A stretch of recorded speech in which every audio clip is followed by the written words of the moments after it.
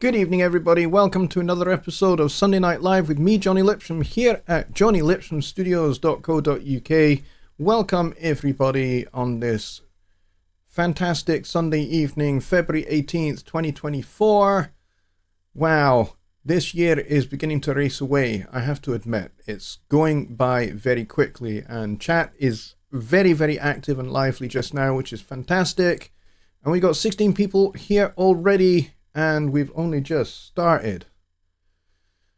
And all of a sudden, for some reason, YouTube is saying no data. I don't know why it is. So I'm hoping that this has not frozen or anything. This is odd. Don't know what's going on here. Okay, we got good connection again. Okay, I don't know what that was all about, but maybe it wasn't at all frozen at your end, but certainly here it just said no data, and I was just like, oh shit. But OBS was sending, and I had no drop frames, so that was strange. I don't know what's going on. But anyway, welcome everybody. We've got 15 people because somebody just dropped out because I was waffling, clearly, and they've just decided that they don't like that. That's all right. So, just looking in the chat, normally I would say a big congratulations to Billy for being first one in the door, but in actual fact, I set this show up 3 days ago. And the person that was first in then was Chris Mrackner. Now, for some reason, all the stuff that he posted in the chat here has been removed. I did not remove it. It's just one of those weird things that happens if you set a show up way in advance. I don't know why it does it, but it does. So I'm sorry about that, Chris, but thank you for your email. We're going to get to your emailed question just in a wee minute, and there's a couple of other questions in the chat already that we're going to check out, and we should be in for a good show by the look of it. So tonight, in terms of tonight, Billy was first in the door, which is fantastic, followed by Christina, and Ron Figura is also here. Sean Aaron is here. Tony Cardona is here as well. Tony Stringer, 2 Tonys for the price of 1. That's awesome. And we got John Hawk here and Carl Traduzia. John Hathaway down in England is here. And Chris Mrackney, he says, I'm signing in for the second time this week, which is awesome. Thank you, Chris. I appreciate that, mate. And Dwayne is here. And Stephen Wilson is here as well. And let's see, who else do we have in the chat? Harley Bob is here. Just Bob is here. Paul Morgan is here, which is awesome. Fantastic.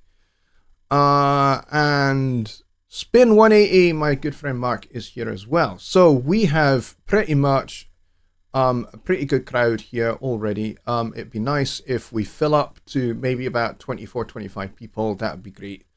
I would like to get attendance as we go through 2024. I'd like to get attendance at this show up to more than 30 regularly. We have only got over 35 maybe once or twice, and that was when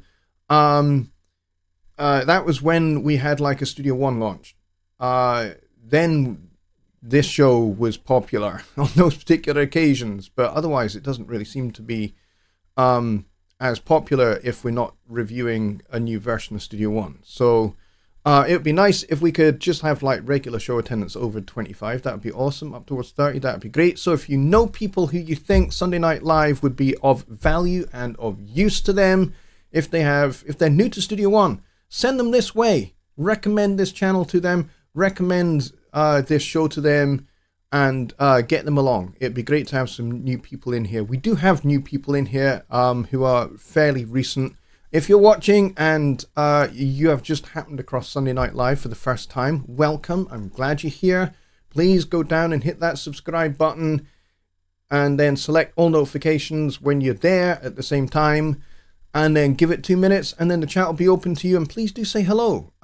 This is a very, very friendly community that you'll find of folks who are in the chat here. They are awesome. They are amongst the best people on YouTube, and if I don't get your question, they will certainly help answer you in the first instance, and then I will try and follow up with a good answer as well. All right, so we do have some questions already, and I'm going to try and take them in turn. Don Oliver's here as well. I'm sorry, Don, I missed you coming in the door there.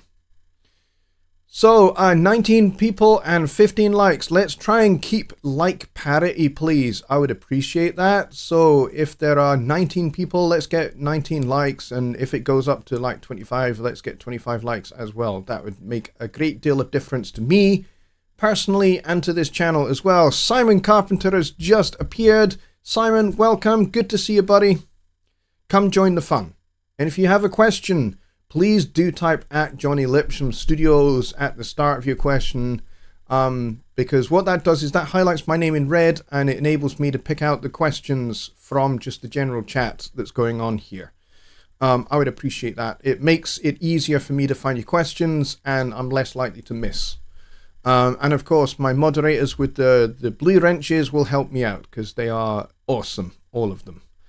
All right, so let's go to the first question, which is an email from Chris Mrachner, who had a question about making a playlist. So he says, would you know of a way to make a playlist in Studio One? Here is what I mean. This is most likely a little convoluted, but I do this, and but I would like to find a better way. I load multiple audio files into Studio One, into separate tracks, and then I drag them so they don't overlap. And then I mix down that entire selection to a new track and have one really long audio file. The reason I use separate tracks is to be able to adjust volume in each track individually before I do that mix down. This new file is only usable in Studio One because of its size, and there is no possible way to advance to the next song without the visual aid of the Studio One track view.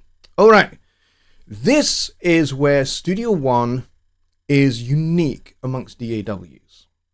So I'm definitely going to be able to help you with this, because there is a fantastic feature in Studio One that was designed right from the ground up in the very first version of Studio One in the professional edition, and that is the project page. Project page is brilliant.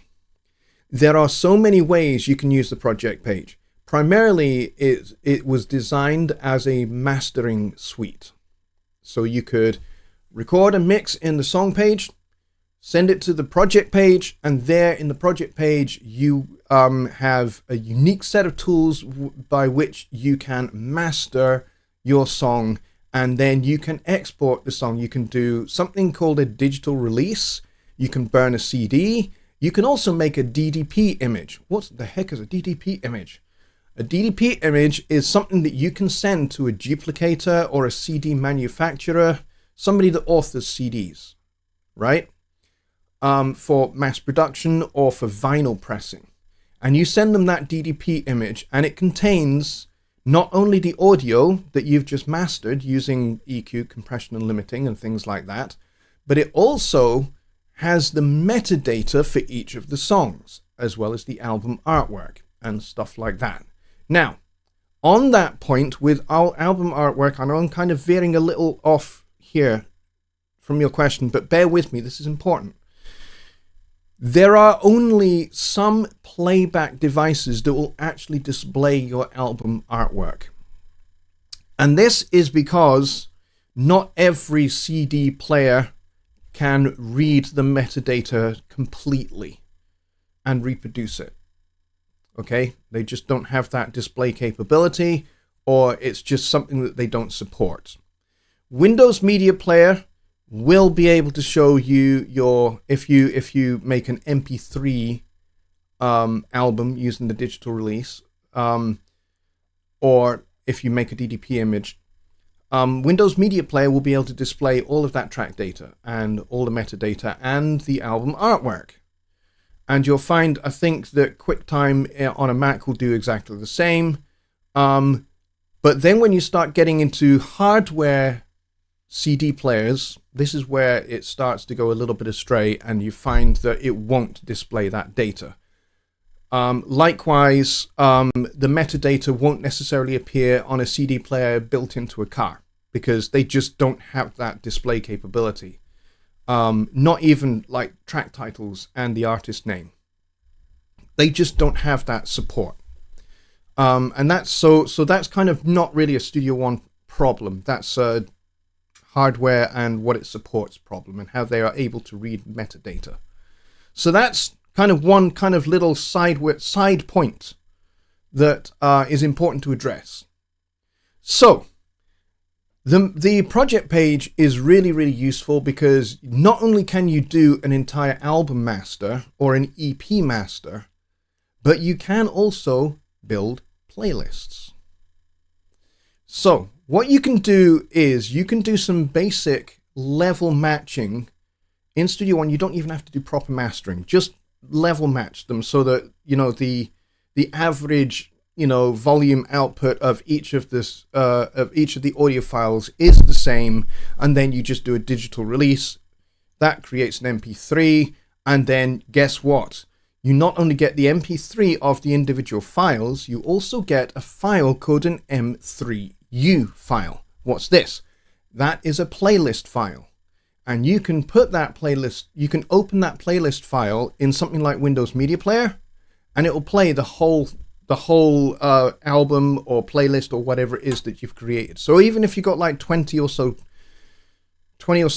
tracks in your project, it will play all of those, and it will play them with like a little break as well, like a little gap, a little maybe 1 or 2 second gap in between each song. So that's where it comes in handy. And I'm going to show you what the project page looks like in case you've not seen it before. I think most people here know what the project page is, but just in case you are not familiar with it, here is what it looks like. So let's go over to Studio One, and I'm going to open this project, and then I'm going to show you it. All right, so let's go over to the screen here. All right, so this is what the project page looks like. It's a little bit different to the song page. You've got this waterfall here for basically displaying kind of the frequency response of each of the tracks. And then you have this big level meter here, and you can set this in EBUR 128 if you are doing something that is going to be used for streaming or for radio broadcast. You can use this metering level to help you get to the right kind of target area that you need to be for your output. And then there's the K system metering, K20, K14, K12. I have not yet done a separate video on the K system. I probably should, because a lot of people use it. I use it. I just haven't got around to making a video on it. Joe Gilder has a video on it, and I think Gregor might even have a video on the K system as well. It's developed by a mastering engineer called Bob Katz, which is what the K stands for. And it's really, really useful for allowing for dynamic range and headroom and stuff. But like I said, that's kind of like for a different video, because the explanation of it is quite lengthy. And then here you've got LUFS measurements and LU measurements as well. So LU stands for loudness units. LUFS stands for loudness units full scale. And this is dynamic, so you can reset this. And then you've got your clip light. And then you've got your track list here, and here is where you can put your album and artist data in here. You can click this down arrow, and you can put in your songwriter, composer credits, artwork can go in here, the genre, the year of release, and all of that can go in here. This is like the album metadata, but then if you click this little drop down here for each song, as you can see, some of this has already been imported directly from Studio One. So there's the artist name.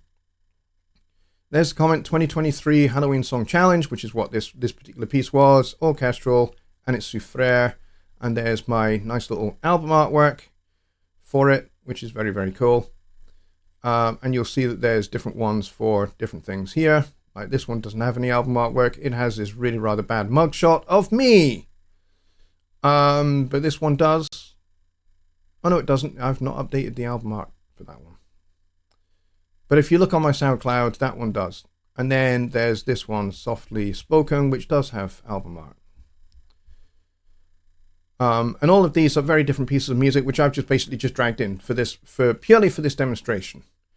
And so basically what happens is this lines all your tracks up in this kind of in this kind of fashion. So track 1 is on this side, track 2 is here, track 3, track 4. This isn't really anything to worry about. It's not like left, right, or track 1, track 2, track, This is basically just an easy and convenient way to show you each song separately. And then when you come to doing the digital release, I click on digital release here, and let's say I was ready to export this as an MP3, 48K, 320 kilobits per second. There's all of these options here. Add track numbers, add artist, use real-time processing. So if I have external hardware that I'm going into and out of via pipeline, then I would check this option here. And then I could, if I wanted to, I could upload to Studio One. I could also, Studio One Plus, I could upload to SoundCloud as well. So I've got those options. And then I've got these loudness options as well for different loudness services like public radio in the United States, or just general streaming. And then there's these different protocols for loudness standards around the world. So for example, OP59, which is what the normalization standard they use in Australasia.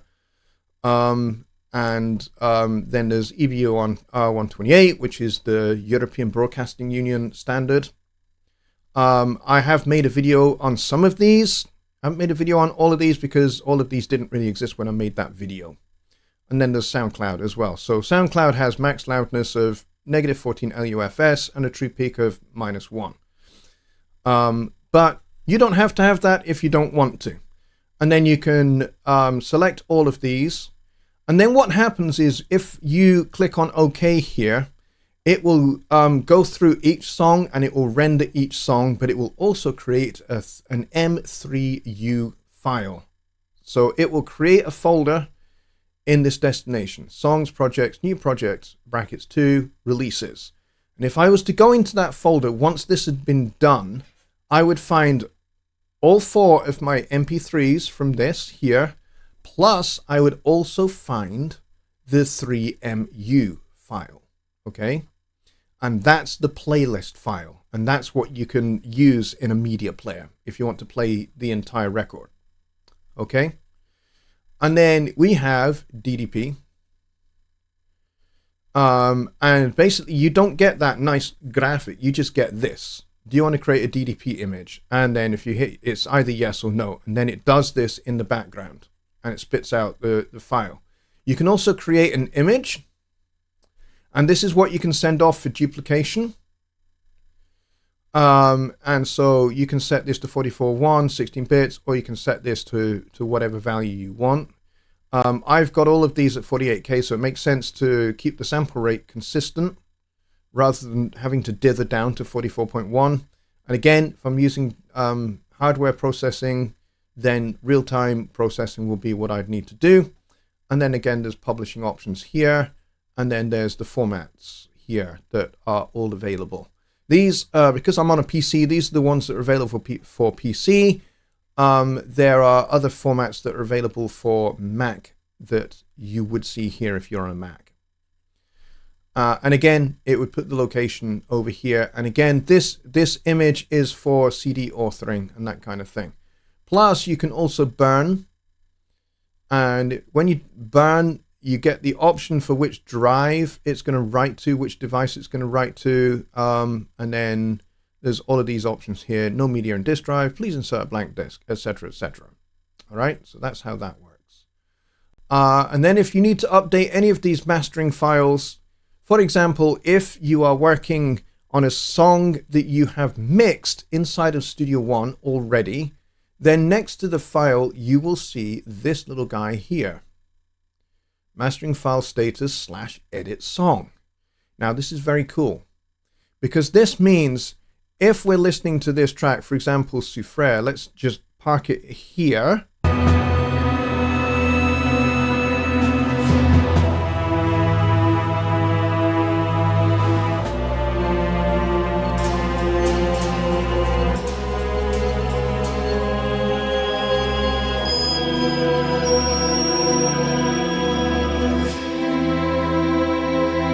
And let's say as we're listening to this, we go, you know what?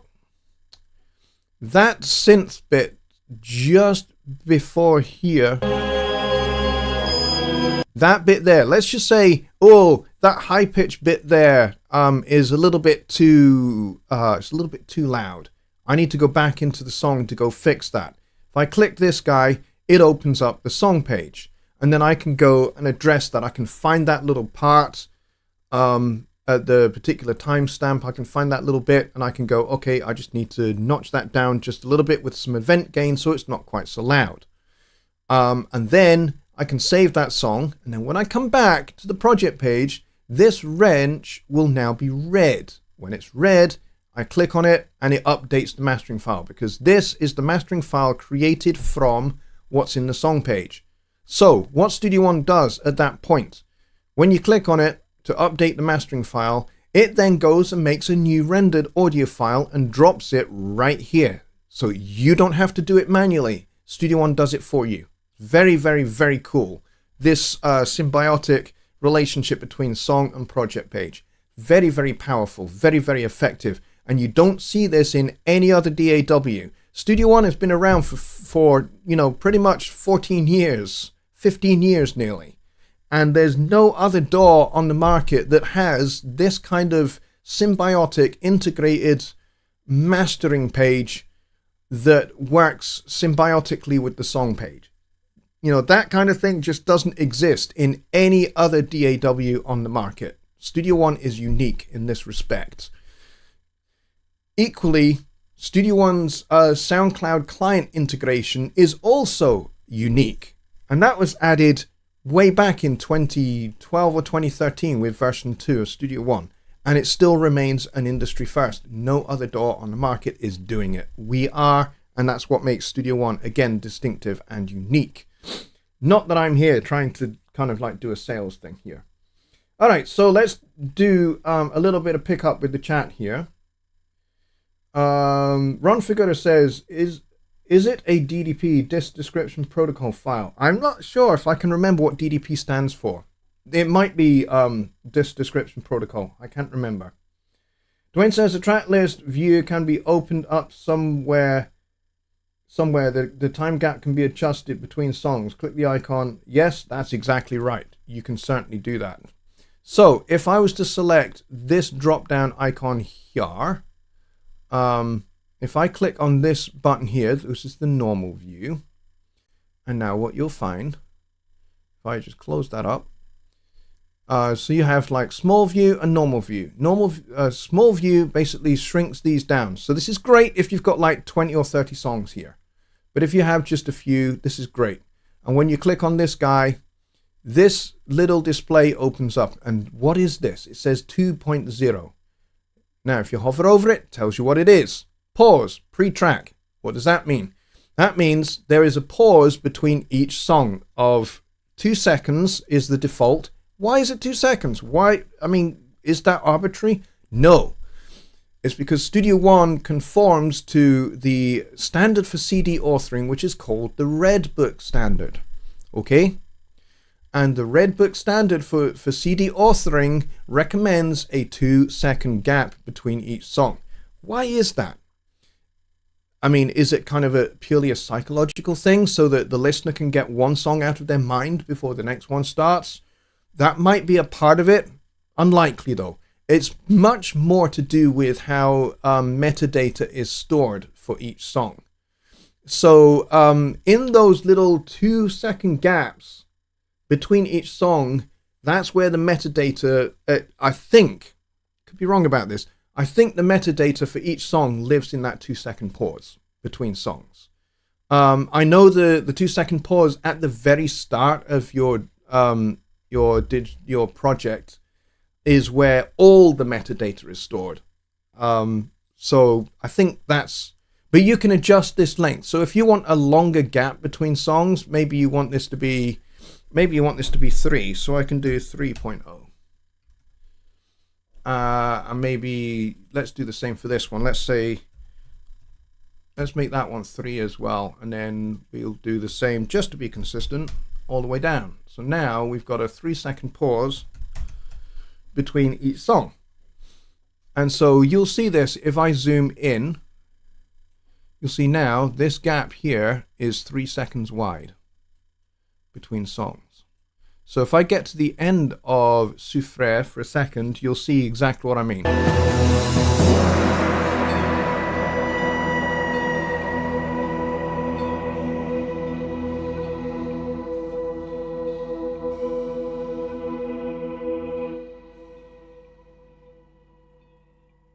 And as soon as we cross there, now we've reached the end, and now we're into the next song.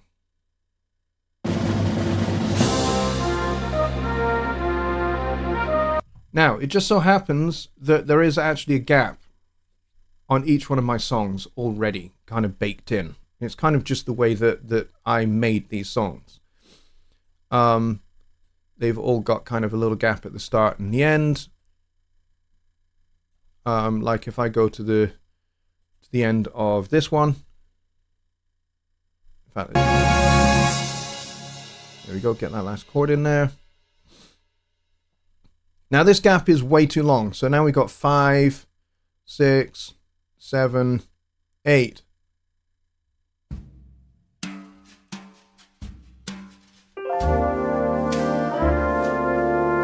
And obviously we've got some volume changes here. This is kind of quite considerably quieter than all the other tracks, but that's fine. We can boost the volume here a little bit. But yeah, so one of the things I can do here is I can go, you know what, this gap here is a little bit too long. That's fine. And then what I can do here is I can right click here and I can select this option here, reset track markers to content. Okay. And then I can do the same here. I can go, you know what, this one's quite long as well. So that was quite long as well. Let's set that to there instead, and we'll do a little fade out. Doesn't matter. Right click, reset track markers to content. Boom. And this just tidies up the gaps on each of these songs a little bit. Right click, reset markers to content. Done. And just like that. Now, this is much tidier. So, when do we get to the end of this song?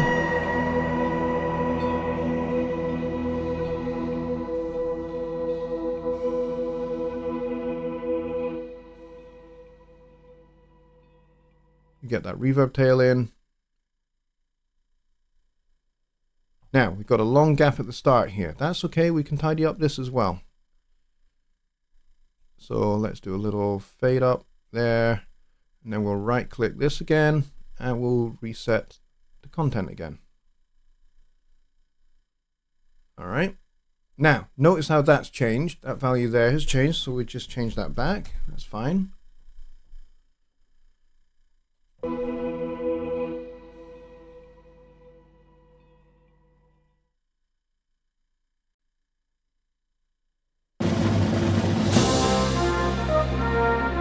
And I think that works quite a lot better. And of course, you can, as you can see, you can kind of expand and contract this to fit so that you can see your waveform as you want. Now, to go to, yes, exactly right, Chris. Very much like CD architecture. That's correct. Yes. And you say, so you can't use the playlist file in Studio One. Well, you can. You can import that M3U file into Studio One. It's a supported file format. My question is, why would you want to?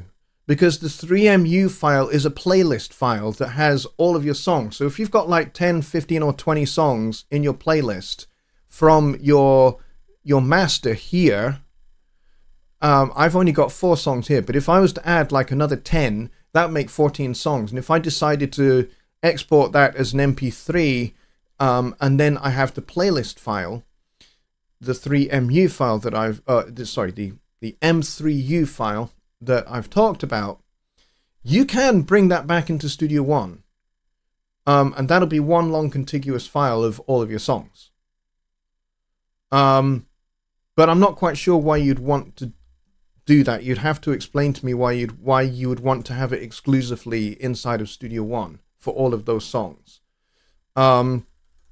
Because, you know, like I said, that whole file can then be, that whole M3U file can be played in any media player.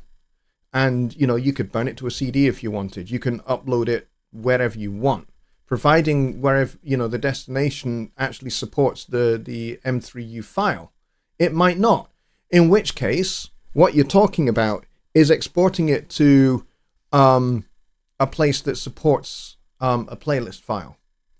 But in reality, what you want to be doing is, you know, if you're uploading your music to somewhere like SoundCloud, you want to upload the individual songs, not just like one great big long, you know, 25, 30-minute long song that has all of your songs in it.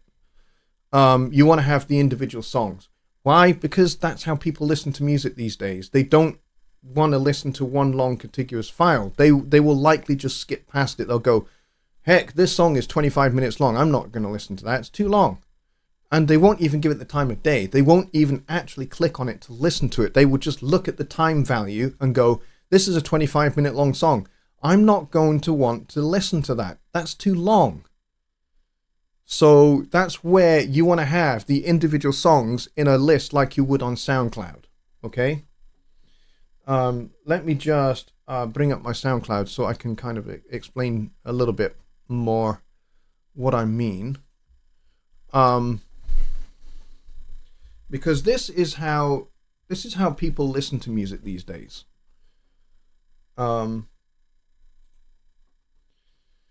So on SoundCloud, I have all of my songs listed here, and as I said, there's like more detailed album art here for Calendar Bell, Souffrere. There's my Aya's Lullaby with the nice new artwork. The news theme still, do you know what? I don't know what to do for news theme, because I didn't really give it a name. It's just called news theme, so I didn't know what to do with that. But then all the other tracks here, they all have artwork. Now, as you can see here, I have an album here, which is why you see all the individual tracks. So if I click on this here, you would be able to listen to all of the songs in this album in SoundCloud, and they would play one after the other. And they do actually have a little bit of a gap between them because SoundCloud is smart and they do conform to that Red Book standard. There is like a 2-second gap, I think it is. And then, so you've got the individual tracks here as well. But this is the album playlist here. So you can upload an entire album and have it as a playlist like this, or you can upload the individual tracks like this in SoundCloud. If you're using Bandcamp, it's very, very similar. Not going to show you that, but it's very, very similar. Chris says, very much like CD architecture. Then he says, spa music, relaxing, sleep music, hours long. Yes, you can do that. You can make an hours long thing if you want to.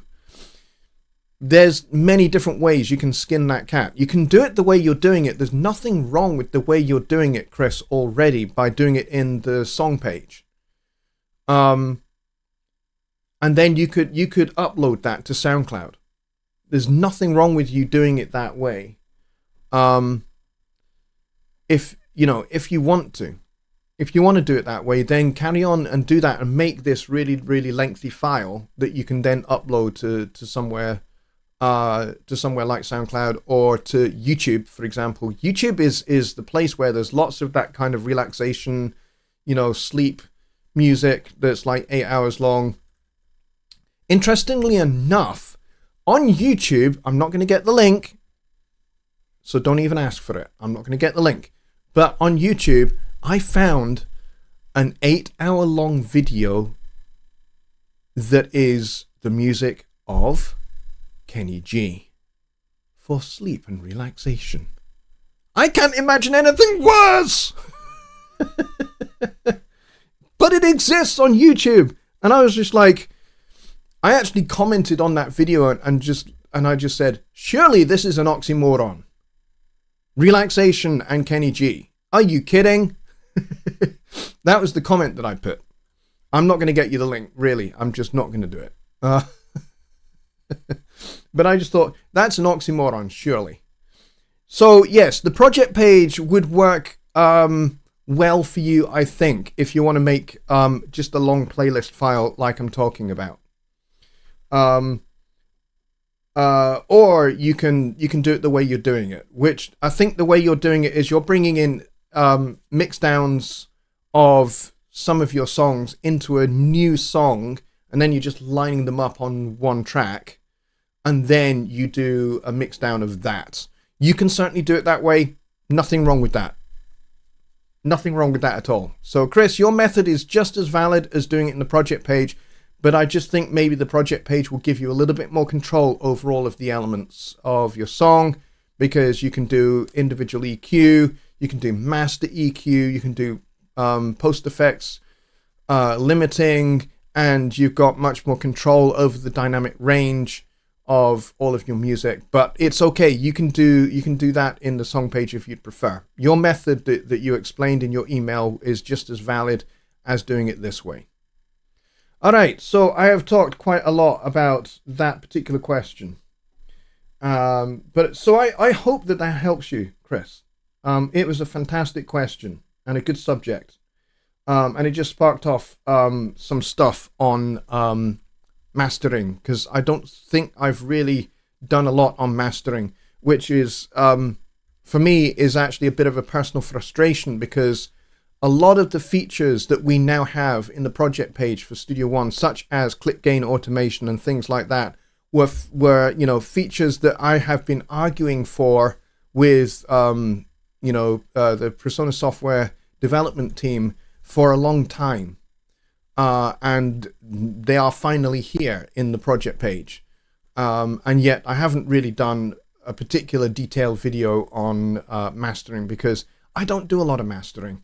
I'm not a mastering engineer, but I have a lot of friends who are mastering engineers, and some of whom don't use Studio One, but would had we had these features in Studio One earlier.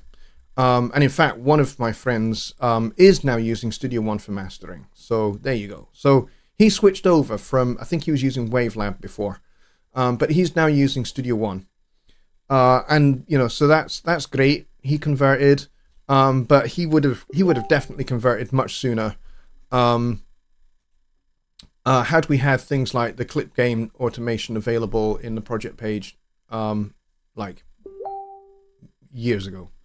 And I'm getting pinged in Messenger because I forgot to switch that off. So I'm going to mute that. There we go. So I don't get pinged anymore. I know who that is, and it's fine.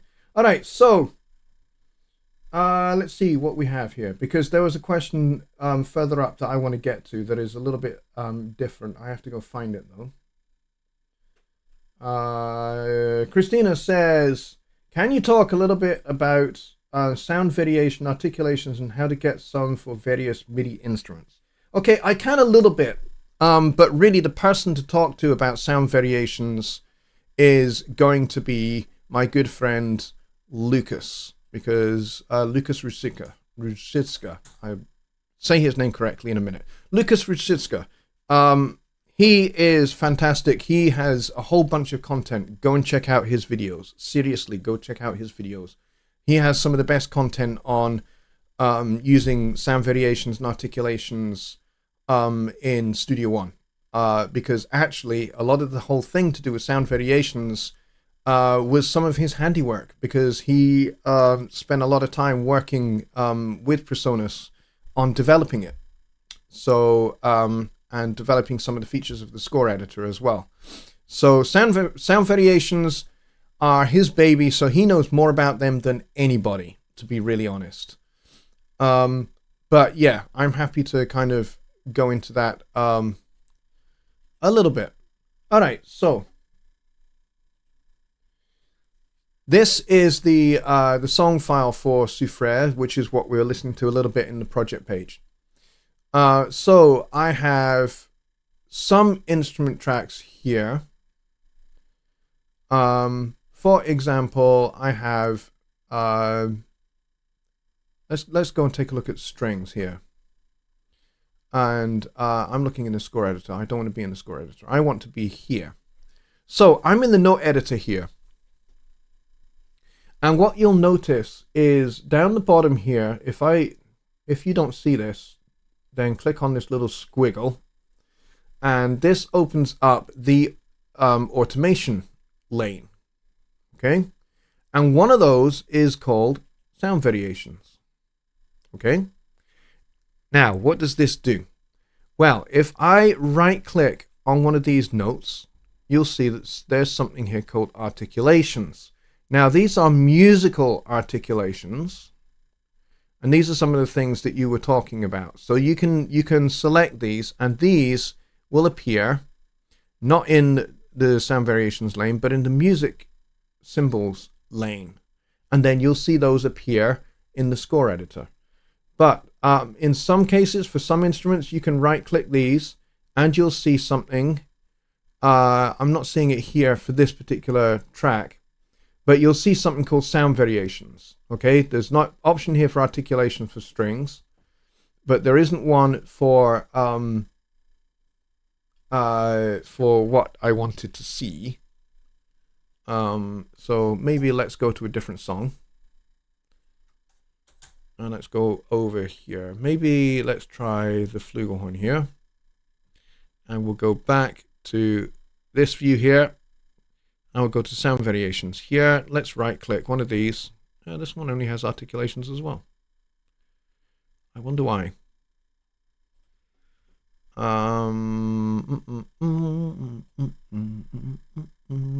That's why. It's because there are no sound variations available for this instrument. But there are some different instruments. Let's do this with a new song. This might be the easiest way to show this. So let's go record a mix, 48K, fine. That's all fine. And let's go and grab a new instrument, a new presence, and we'll find an instrument that does actually have some sound variations. So let's go with woodwinds. Let's see if I can find something here that will work.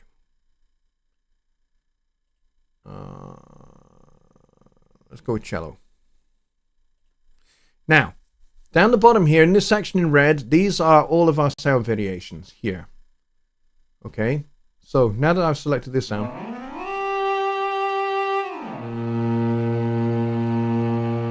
that's what it sounds like. Okay, so let's go double click here. Let's span this out to like 4 complete bars. We'll double click here, and then we will just paint in some notes.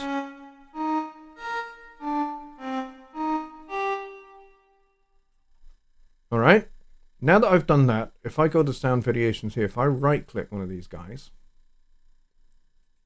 you'll see that we not only get articulations, but we also get this menu that I was looking for earlier. This is the apply sound variations. So let's say this first note, we want to have a semitone trill. And then this one, let's say we want this one to have a whole note one.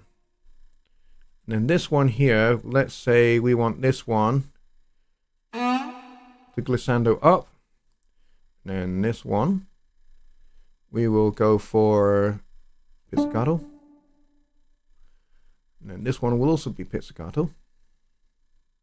And yes, you can multi-select these, that's fine. Let's apply this staccato here as well. And then this one, let's say we will do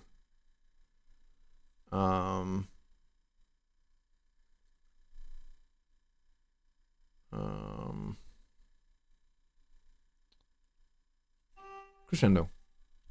All right, so now that I've entered all of those, let's play this. It will sound not very pleasant because it's not going to be very musical.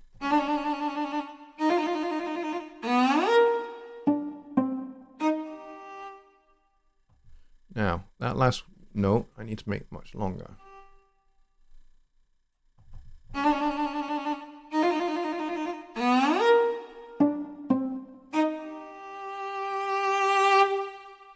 Oh, there we go. That actually sounded more musical than I was expecting, actually. So let's loop that for a second.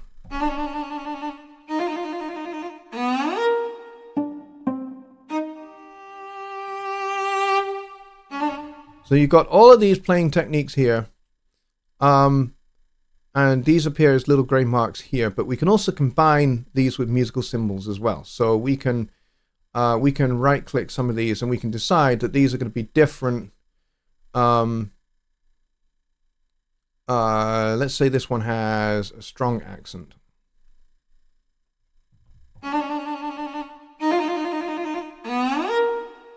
And then maybe this one also has an accent as well.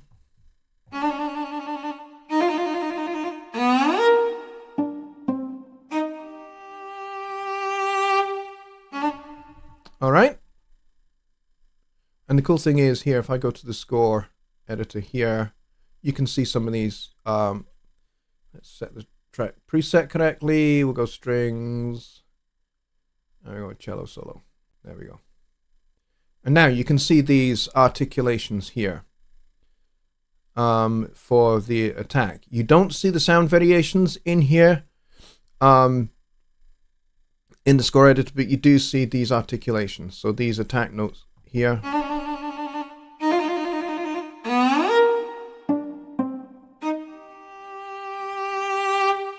But in this little display over here, you can see what sound variations are being played.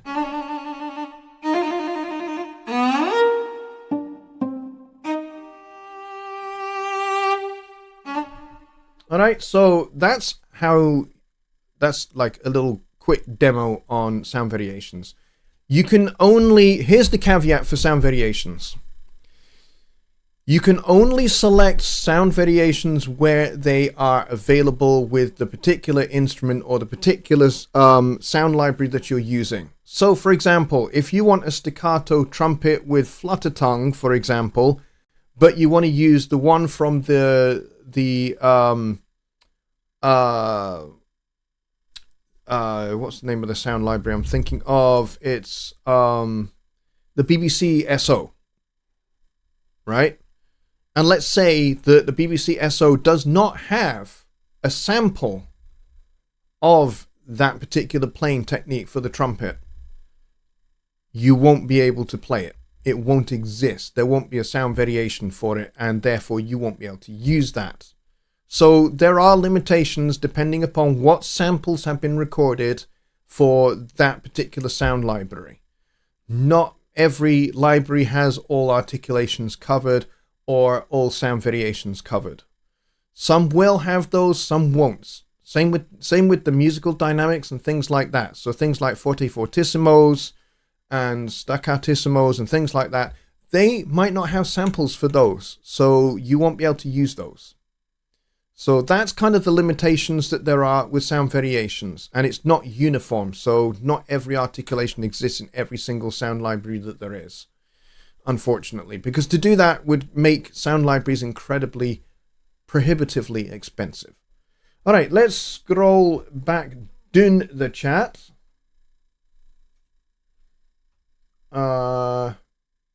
Let's see. Dwayne says, congratulations, you have given us the most comprehensive lesson on project page as can be found anywhere. If only that were true. John Hawk says, I did a new install of Studio 6.5 on a new computer, but there is no keyboard shortcuts in it. Any help would be appreciated. No keyboard shortcuts. There should be, because the default keyboard shortcuts should be in the settings files. So if you're not sure where the settings files are, I can show you where those are. So if you go to Studio One,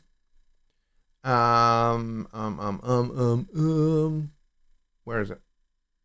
Oh no, it's in Help. Sorry, not Studio One. It's in Help. Open Settings folder. Click on that baby, and that opens in Windows. That opens this. On a PC, it'll be a completely different thing. It'll be in Finder. And there should be user key scheme. That's your own keyboard shortcuts. And that one, see there, if I hover over it, Studio One keyboard shortcuts. So if you don't have this file in the settings files, then it may be missing. And in which case, you can just uninstall Studio One and do a fresh install again, okay? And then you can check and make sure that this file is in the settings file, the settings folder, okay? If not, I mean, you don't have to uninstall. You can basically just delete everything out of here apart from the license file. If you see a user.license file in here, then don't delete that, but you can delete everything else. And the best way to do that, I recommend, is if you basically select all in here, create a folder on your desktop, call it backup, and then copy all of these to that folder. And then once you've successfully pasted them to the backup folder and you know they're there and they're safe, then you can delete everything out of this original folder. But you got to do this with Studio One closed. Okay? If you've got Studio One open in the background like I have right here, it won't do anything. Okay? It will. This won't work. So once you've opened the settings folder, quit Studio One.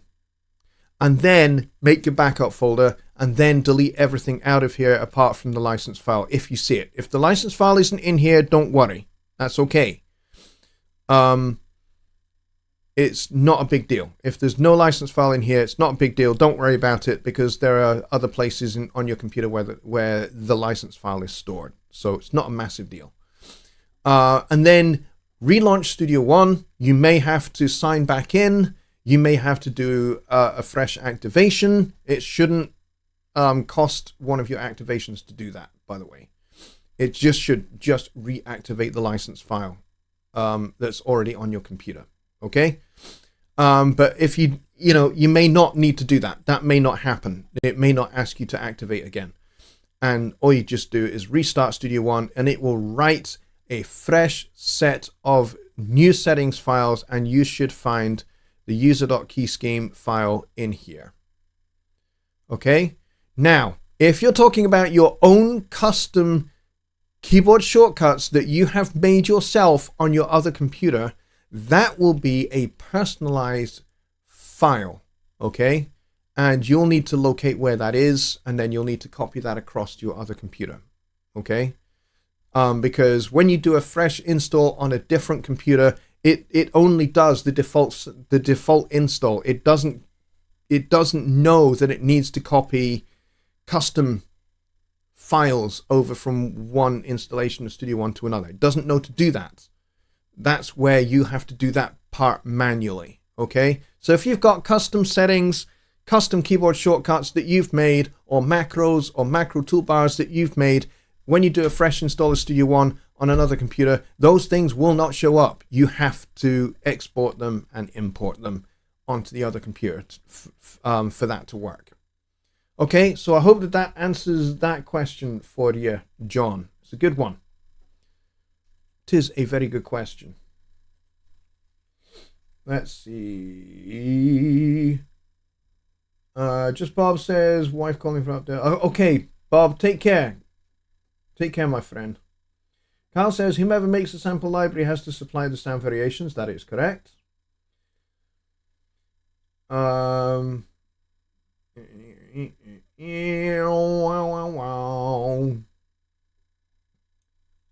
Haythwaite says, there are many sound variations for different VSTs on Exchange for download. That is correct. There are some, not covering everything, only what some people have uploaded. Okay, but yeah, you'll not necessarily find unique sound variations for every sound library that is out there. But you'll find that there are some for some of the most popular ones. And again, you're just relying upon sound variations that people have uploaded to Exchange. So yes, you can go and get those if you're interested in wanting to find where those are. You will just need to go to Cloud here and click on Presonus Exchange and sign in.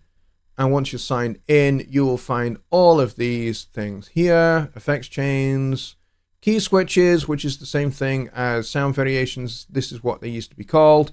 It takes a wee minute for them to populate in here because, as you can see, they're not downloading, but they are being linked. to the browser in here. And then you can go and, let's say, for example, Spitfire Audio BBCSO plugin, all versions. You can just click on this guy. And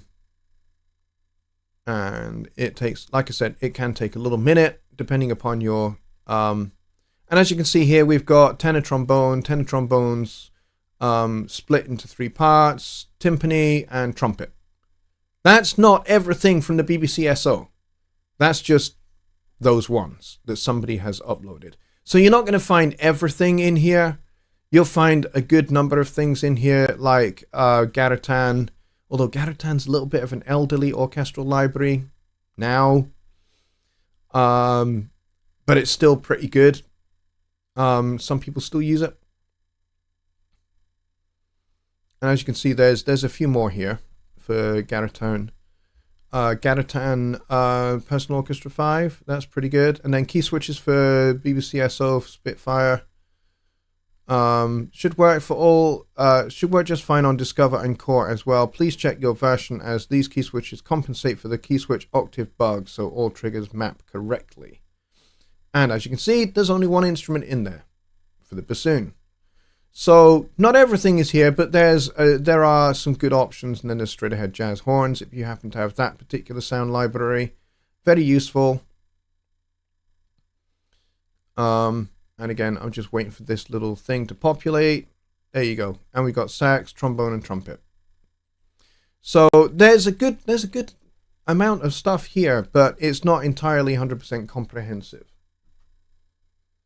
But certainly worth checking out anyway. But good call though. And Billy Morgan is advertising his after show Zoom. He says it will need a host as I'm busy for a bit. Okay. And Kyle says he will drive. Cool. Awesome. All right. I think we're all good. There have been some excellent, outstanding questions here tonight. Thank you very much, everybody, for coming in. I appreciate you all, and your questions have been absolutely outstanding. Thank you for all of your support, everybody. I'm just trying to get back over to the main page for my stream. There we go. So we got 23 likes and 21 people are here. So 2 people that liked also left, but that's okay. Thank you very much, everybody, for all of your likes, for your contributions, your questions, and thank you to my moderators for looking after the chat whilst I'm demonstrating stuff. That's important because I can't really focus on that whilst I'm doing the demo. Chris, thank you very much for your emailed question. I appreciate it. That was a great one, and it did spark off some thinking of mine on the project page, and I think I will do some videos on the project page and give it a little bit more of a tour so that you can kind of see a little bit more in a bit more detail that I can't do on a live stream. But yes, that was a great question. And the sound variations question was a good one. I hope it helps Christina. She's probably asleep by now, I would think, because it's 2 o'clock in the morning for her. But thank you for the question. I hope you catch this on the replay and you'll see the answers to that question. Otherwise, folks, if you want to join us on the after show Zoom party, then please do click that Zoom link that Billy has posted there. And I will be over there for a wee bit before I go to bed as well, because it's 1 o'clock in the morning here for me. Thank you ever so much, everybody, for joining me tonight. And I will see you on Wednesday for Songwriting Simplified. I've not really done very well at doing Songwriting Simplified for most of the month of January. Thank you for being patient with me whilst I've not been very well. You guys have been awesome and tremendous, and I appreciate you a whole lot. We actually passed 5,400 subscribers last week, and then I had a couple of people unsubscribe, or they got unsubscribed by YouTube, and that put us back below 5,400. So if you're not subscribed, please hit that subscribe button. Please, spread the word about my channel, about my videos, about the show, and the songwriting show as well, and get people subscribed. I would appreciate it tremendously. I would like to get to 6,000 subscribers. That's our next milestone.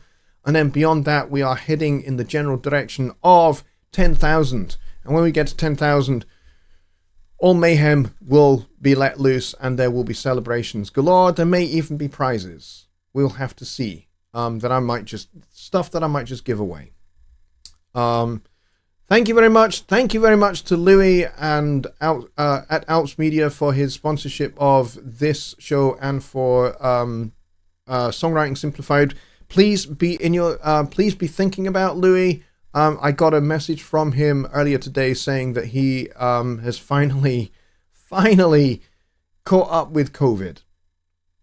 So he's not doing so well. So please be thinking of him and drop him a wee message. I'm sure he'd appreciate it.